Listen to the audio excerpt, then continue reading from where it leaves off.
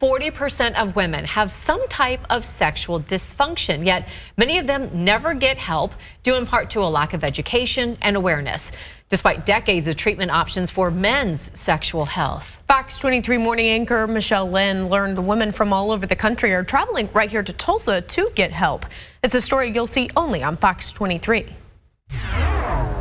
The Haven Center for Sexual Medicine and Vulvovaginal Disorders opened here in South Tulsa last fall. Their motto is, "There is hope, there is help, there is Haven Center." I was in an extremely dark place when I met Dr. Babb. I had been told that's normal.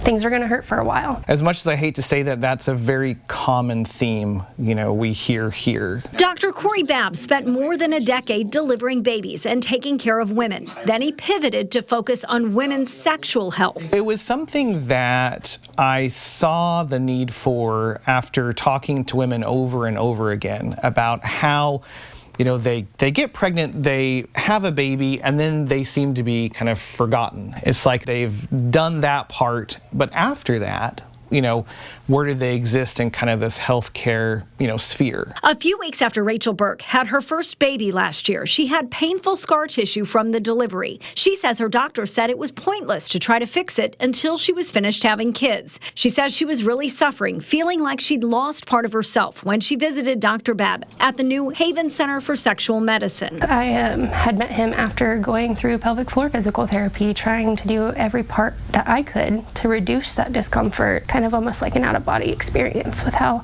dark of a place I was in. I couldn't even use a tampon because it was too painful. They may have low sex drive, but they also have pain with intercourse, and they have some hormonal issues, and I have this itching that wakes me up at night, and they've been told it's all in their head, or it's just a stress reaction, or any number of things. Dr. Babb ran blood work and spent time listening to all of her concerns. He mapped out treatment options and let Rachel decide what she was most comfortable with. I needed a surgeon, and I needed someone who would listen and address it and tell me, yes, it's fixable. Yes, this is validly appropriate, and you should not have been left this way. Dr. Babb says the most common sexual problem he treats is low desire, and that's often due to pain. I always use the example, I don't want to shut my hand in a car door because that hurts. So if you know that being intimate with your partner is going to be a painful experience, why would you want to do it? One of the conditions that we really specialize in is a condition called vaginismus. The muscles at the entrance to the vagina will literally close shut, either in response to pain or anticipation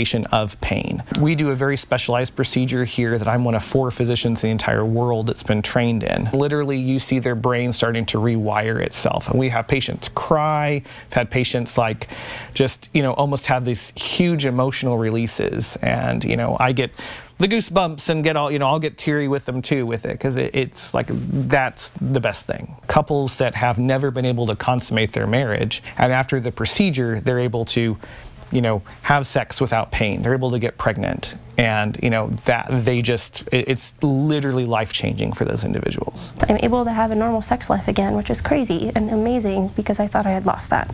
So why is it that erectile dysfunction or a man's sexual health has been talked about, acknowledged, and something that we must address, and not so much for women's sexual health? There's been a lot of money put into, specifically for erectile dysfunction, using that as a measurement of cardiovascular health, of mental health, of kind of all these things. Saying erectile dysfunction is almost like a symptom or an indicator of overall health. So with women's sexual health, especially in low desire, which is the most common type of sexual dysfunction we see, that's basically considered a lifestyle issue. So couldn't it be the same thing? Yeah, it totally can. We see that time and time again. Women's healthcare has been a taboo topic for years, and it hasn't been talked about enough. There's not enough education, but to know that there's a place that will hear you out. There are treatments out there. There are things we can do. It's just that most people aren't aware of them. In the 7 months since he opened the Haven Center, Dr. Babb tells me he sees patients from around the world. He routinely treats patients from out of state. His goal is for one day the Haven Center to become like the equivalent of the Mayo Clinic or the Cleveland Clinic, a place where people know they can turn for answers. Reporting in South Tulsa, covering news that matters, Michelle Lynn, Fox 23 News.